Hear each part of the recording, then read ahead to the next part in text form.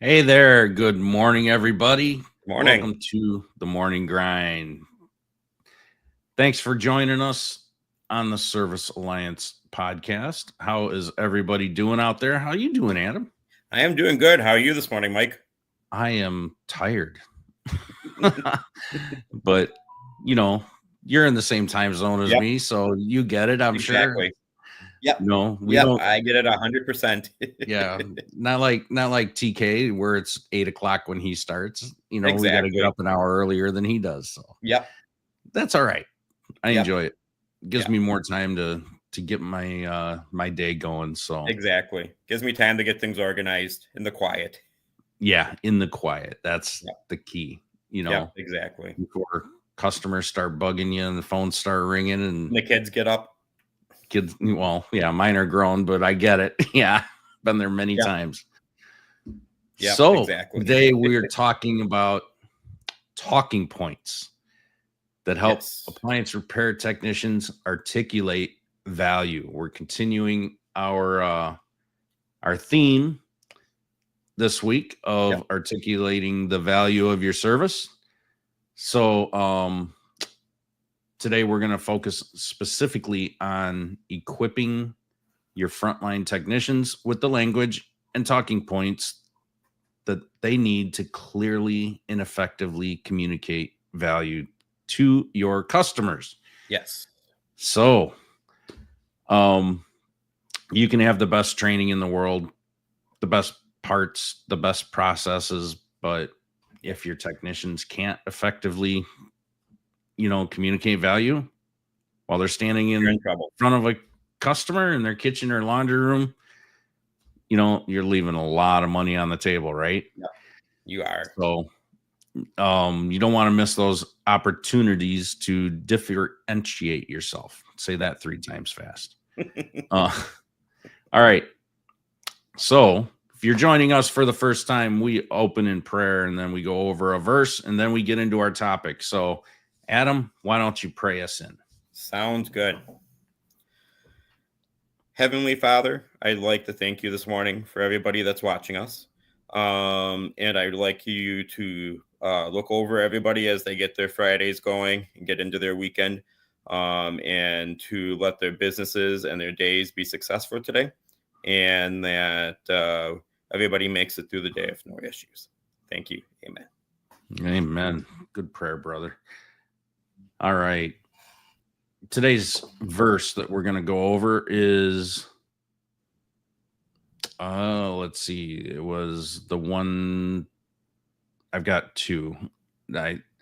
Proverbs 16:24. Gracious words are a honeycomb, sweet to the soul and healing to the bones. So this verse emphasizes how positive, value focused communication can transform a customer's experience. When a technician communicates with grace and clarity about the value that you provide, it creates a sweet experience for the customers rather than one focused on cost or inconvenience. So, well, I'm excited to get into this and start talking. And I'm excited to be on with you, Adam. We haven't been on together at all. Exactly. Yeah, I First think this time. is So, really the first time we've talked. yeah, I usually, we talked in masterminds Yep, and things like that, but that's about it. So I'm exactly. excited to work with you on this topic in this podcast. So um I'm just really pumped up and stoked to be on here. And usually I don't do Fridays, so I love it. So it's something different. Yes. You've been Different on a and lot this week. good.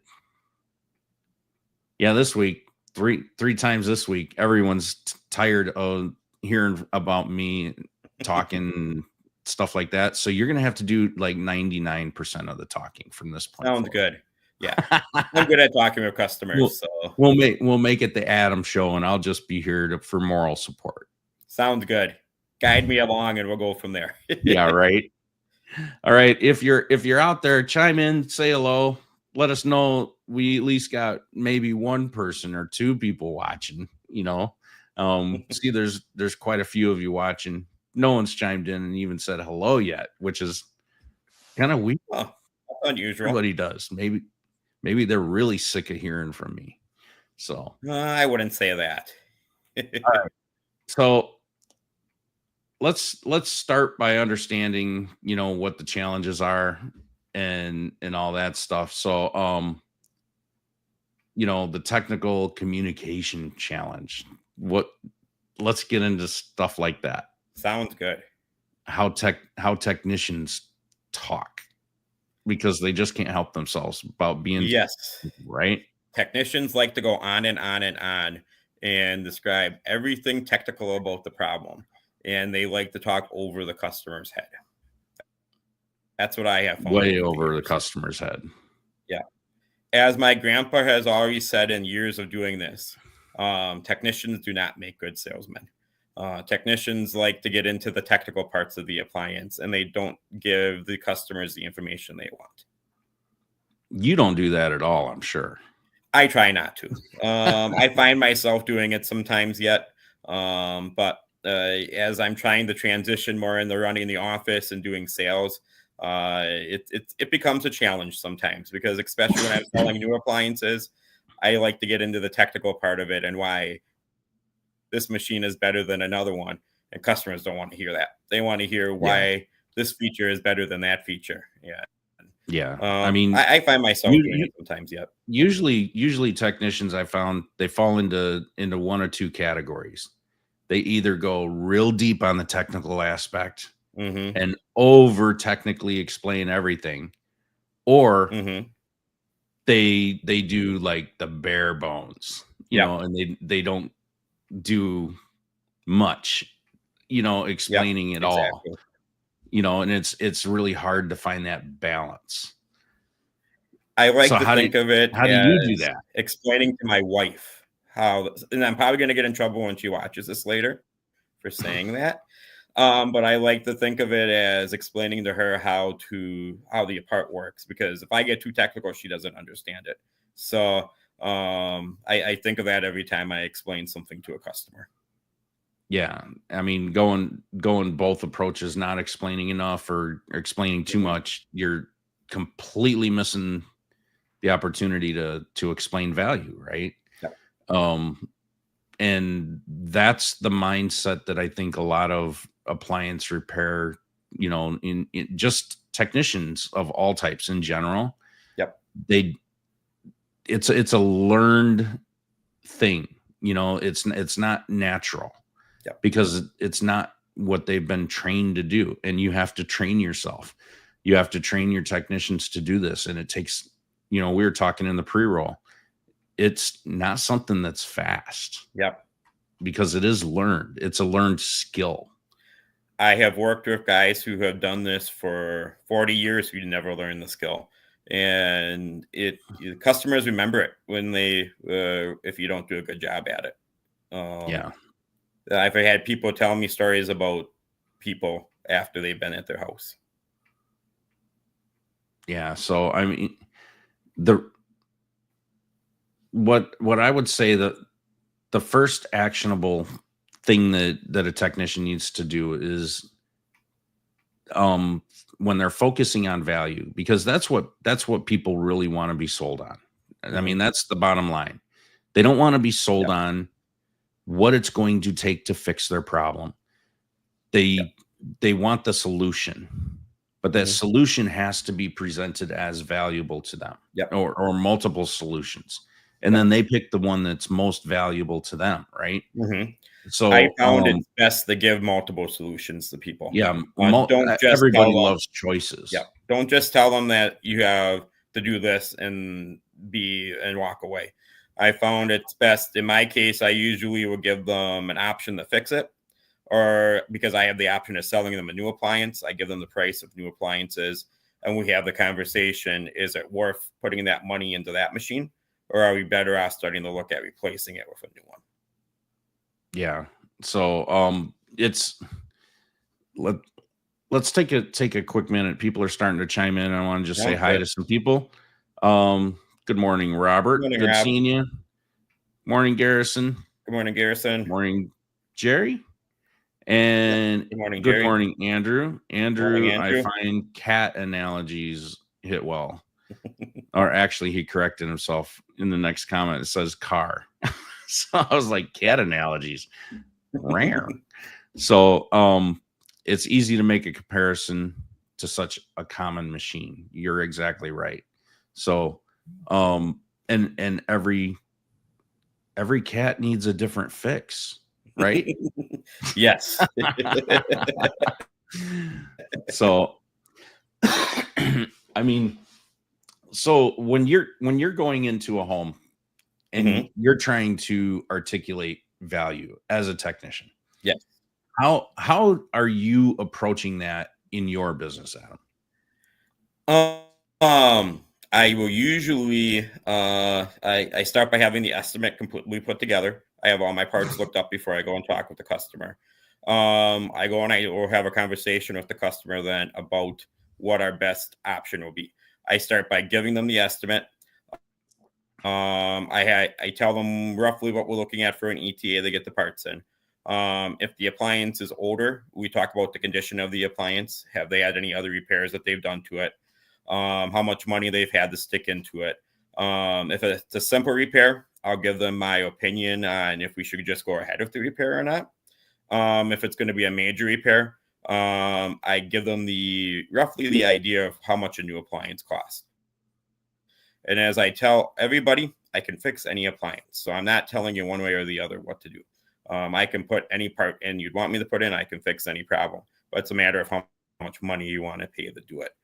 And then I just don't say anything after that. I let them be quiet. I just stay quiet and I let them make up their mind. Yeah. So once it makes sense to present all that information.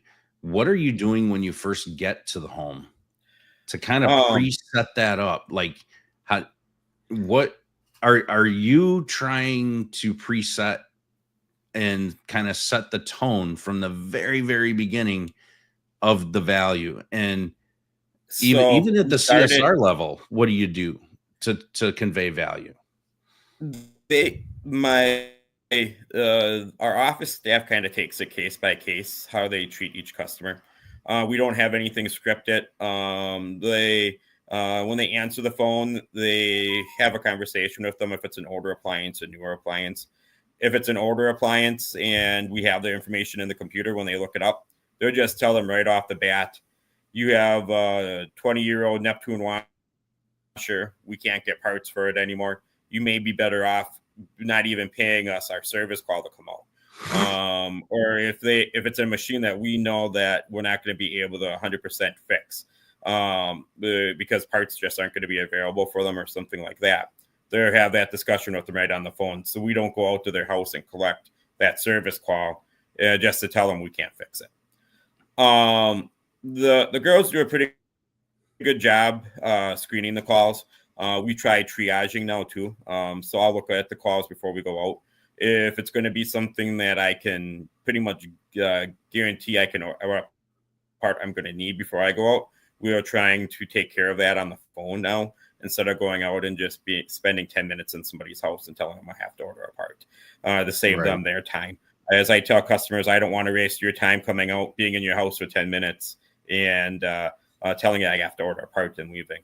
I'd rather come with the part, get it taken care of on the first trip out, and then not waste the customer's time. Yeah, I mean So on that's the a good front way end, it's in itself of articulating the value yep, of the service, right? Because exactly. that's value. You're not wasting their time Yep. because their time is valuable. So that makes And your a lot of service people don't have valuable. time anymore. So yeah. Yeah, And that's people pretty much on the front definitely end don't have of time what we anymore. yeah. So um when you're going in and you're talking about everything and you're going over the estimate and Yep. you're on that ragged edge of whether the machine is going to cost more to repair than replace, right? Yep. How are you articulating the value in the repair versus replacing the machine? If they question, say, oh That man, I can get a new one for that. is a very gray area for us because I make money on either side of it. My turnaround rate, if we condemn an appliance, is very high that I get the customer into our store to buy a new one. I usually will let them charge the service call if we condemn the appliance, and I end the conversation with, if they decide it's going to cost too much, with, you can take care of the paying the service call when you buy the new appliance, so that we don't have to charge you 2 times. We can take care of it all in one payment. So that they're not writing out 2 checks, running their credit card through our system twice, doing something like that. If we get to the point where we're talking about, in my case, that an appliance is going to cost too much to fix, we go into the salesperson mode, and we're then trying to sell them a new appliance. As I tell my technicians, we have 15 minutes to sell them an appliance when we condemn their old one, or they're going to, before we lose them to Lowe's or Menards or one of the big box stores. So I try to take 15 minutes and talk to them about new appliances, what their pricing points are, and why they should come by us to buy a new appliance instead of going to a big box store, what the benefits of buying from a small business are. Yeah, you're in a much different situation Exactly. than most repair companies, Yep. because they don't have that option. So Exactly. I think you're always going to make more money on the repair. Yeah. I mean, repair is always going to be more profitable than sales. In probably 80 plus cases. I can tell you though that, like with dishwashers in our area, I'm now repairing a lot more dishwashers than we used to. We're putting in more pump and motor assemblies. We're putting in more control boards, and we're selling those repairs now where we haven't been selling them in the past. And that's roughly the way that I sell those repairs is I tell the customer, your new dishwasher is going to cost something comparable, about $650 to $700. In our area, you have to be a licensed plumber to install the dishwashers. Unfortunately, I'm not a licensed plumber. And that's an added expense. Exactly. So that adds to the cost. $300 for them to install it right now. So you're looking at about $1,000 to replace your dishwasher. And if the pump and motor assembly costs $250, and with my service call, my labor rate, we're at about $450, $500, and people are choosing that option over putting in a new one. And I just try to give them as much of the numbers as I can. I think a lot of people a lot of technicians miss the opportunity to explain to the customer properly that okay, it's a $500 repair, but I could look it up on Lowe's or Home Depot and buy a brand new machine.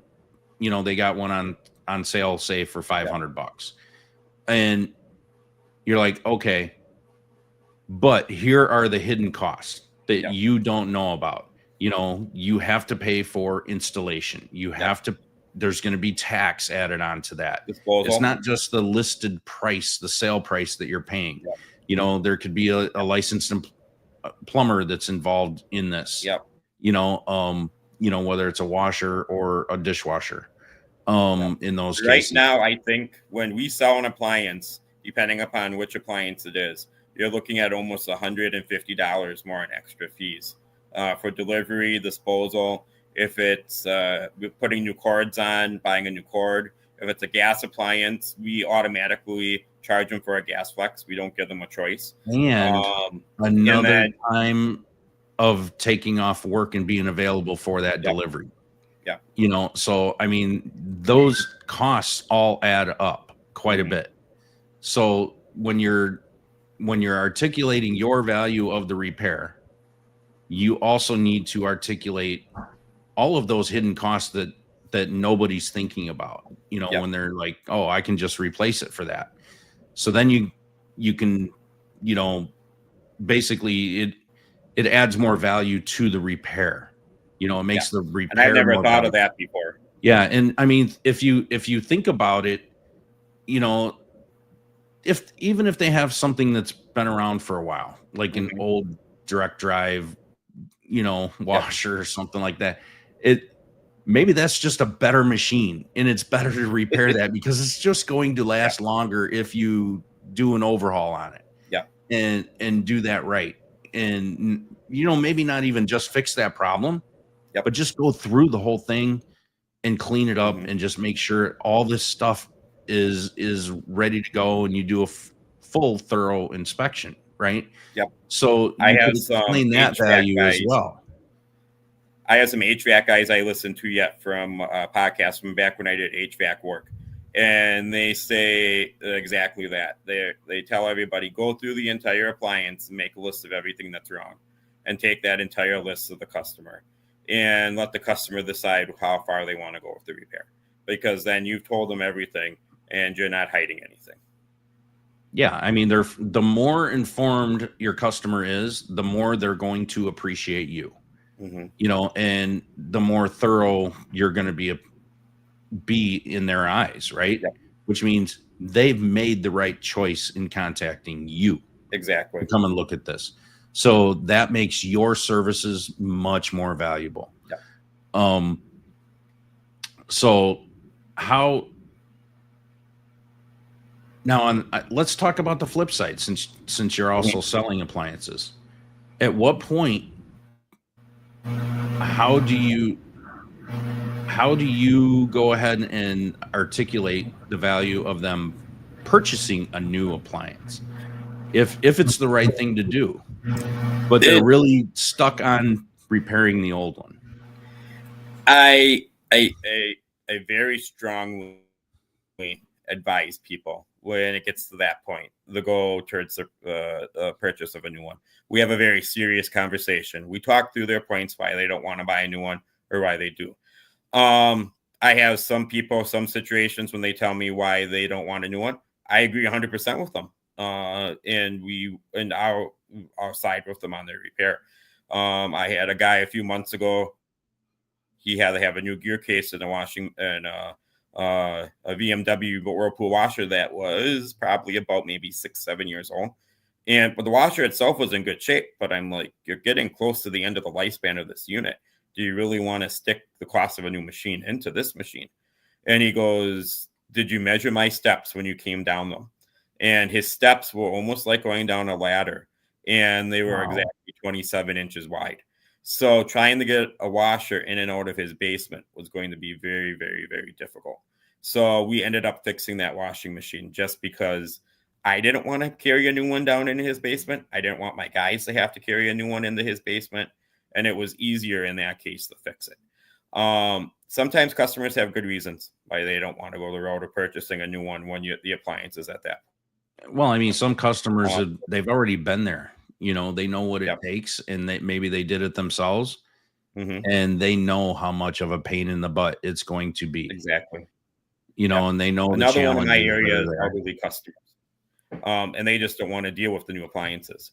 And a lot of them are getting to the point where they're ready to start thinking about leaving their homes. And if we start putting these new appliances in their homes, I know I'm going to have to make 5, 6, 7 trips over there to explain to them how this appliance works again and again and again.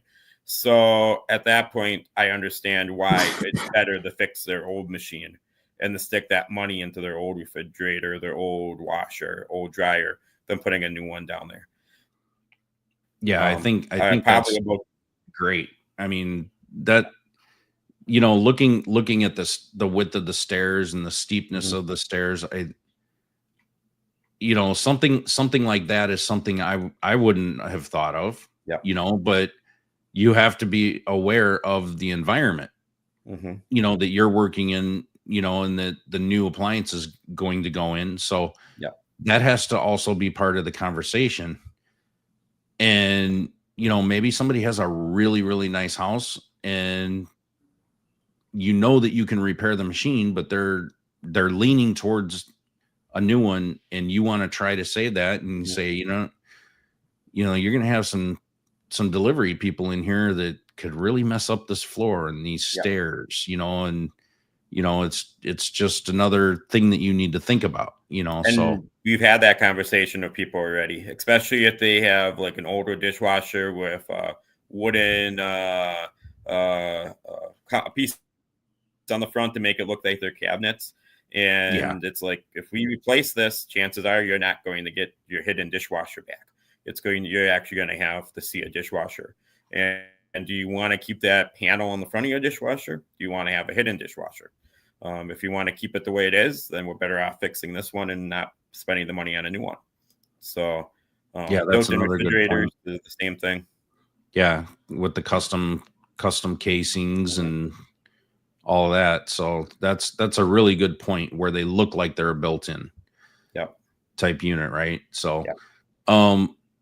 What else?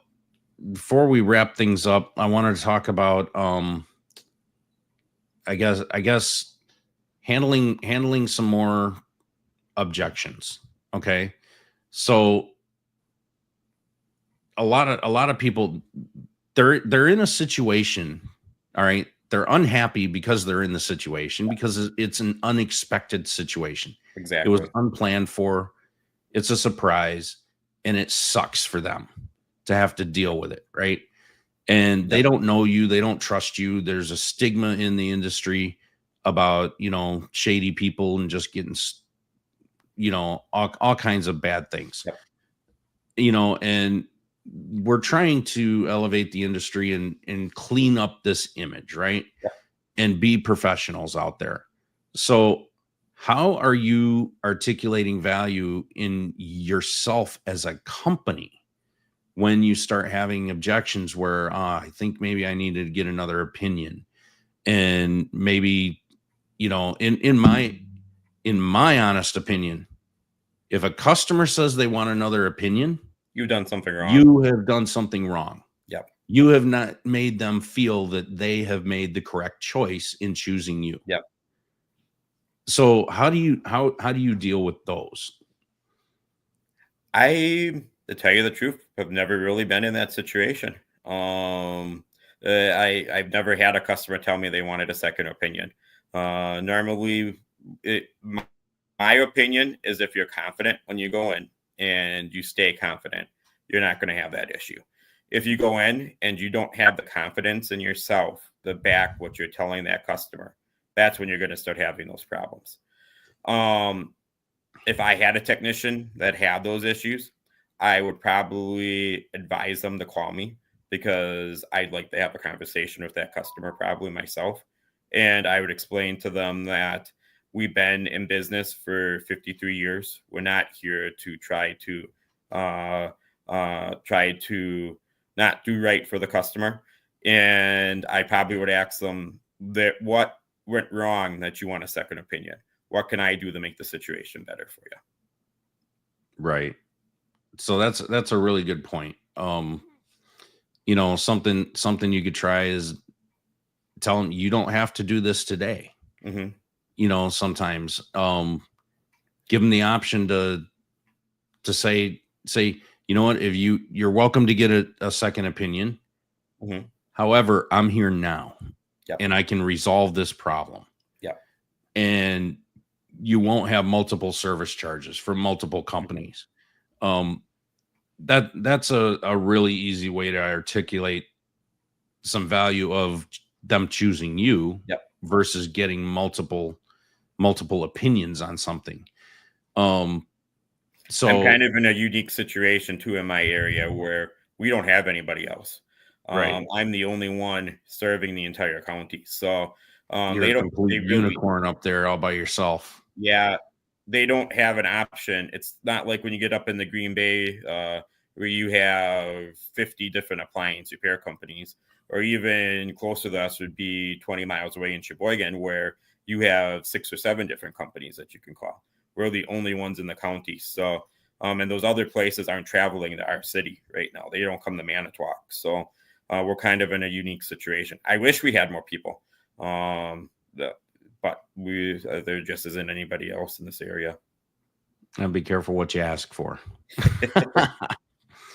You just might get it. All right. Well, I love this topic.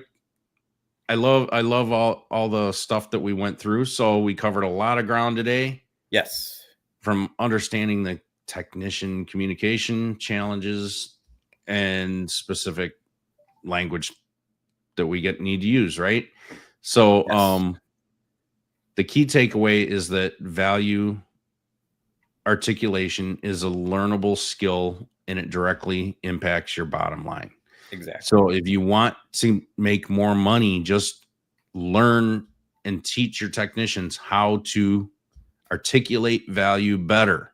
Yep. You'll start seeing your income and your gross revenue will just increase. Yep. Hand over fist, just by making tweaks to how you articulate your value Exactly. in your business. So I'm gonna pop up a couple of comments here. John just said, I had a client ask if she should call a Decor certified to find her obsolete control board. I encouraged her that she should try to find someone else. All righty. Yeah, those situations are a little bit of a unique one. I try to tell people when I run into those that a lot of times we all get our parts from the same distributor, and that if I can't get it, they're not going to be able to get it. And if they still want to fix it, I try to give them the option of coming over and taking the control board out and sending it in for repairs. Yeah, I mean, your only options for getting parts is direct manufacturer or a parts house, Yep. and that's what everybody has access to. Yep. And you all have access to the same exact ones. So, there's unless you're buying some weird crap on eBay, or some other auction place or used reseller, there's really nowhere else that a customer or anyone else that they call is going to be able to do it. So that goes along with the education part. So articulating, things like that goes into that customer education that really can solidify you as the expert, and that they've made the right choice in connecting with you. So, man, good topic. Yes, very good. I think we should do this more often. I'm open to it. Yeah. All right. Well, you guys have a wonderful day. If you're not signed up for the Service Alliance group as an all access member, or go there, get signed up. Our next mastermind, TK is going to be talking about property management work on April 19th. And we're doing an hour and a half long mastermind. You better be there. I'm planning on it. You're usually in most of them. So yes.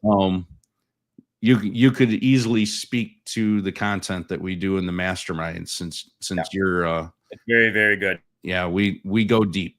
Like we don't hold anything back. And we have a really good discussion with everybody's in there. It's not just a presentation, it's a group thing. We do exercises, we do workshops, and we fix challenges, we brainstorm and we work things out, It really helps me run my business because the things that I learned in the mastermind, I bring back and we put them into the business. And we probably at one point we were looking at shutting down, but the things that I've learned from this group, we brought back, and it's turned us around. We're actually doing good because of it. Yeah. We've had a lot of similar testimonials like that from our members. So that's what we're here for. So we're always trying to bring valuable content to you guys and our members, especially like to the extreme. And we got a lot more coming. We're building so much stuff behind the scenes. It's insane of what is going to come down the pike. It's just, we're building so much. It's just taking a while. So I wish we would have had this years ago. Yeah, there's more coming. I could only imagine where we could have been 20 years ago doing this today. Yeah. So, all right, everybody have a great day. Have a great weekend. Have a good weekend. And we'll see you next week on the Morning Grind. Exactly. Bye, everybody. Bye. Thanks for tuning in to the Service Alliance Group podcast. Make sure you visit our website at servicealliancegroup.com for home service business resources.